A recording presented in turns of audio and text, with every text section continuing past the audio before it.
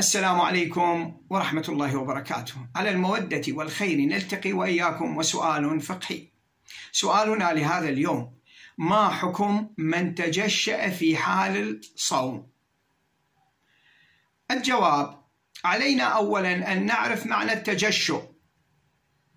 التجشؤ هو عملية إخراج وإطلاق الغازات أو الهواء من المعدة أو المريء عبر الفم، ويصاحبها صوت وأحيانا خروج بعض الطعام أو السوائل، وهو ما يسمى عندنا بالتريوعة أو بالتكريع.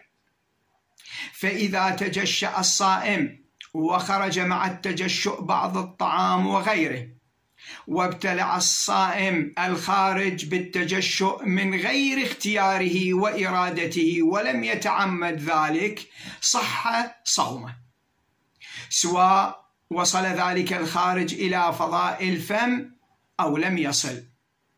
أما إذا وصل الطعام أو السوائل إلى فضاء الفم وأعاد الصائم ابتلاع ذلك الخارج باختياره وإرادته متعمدا، بطل صومه وعليه الكفارة على الأحواط.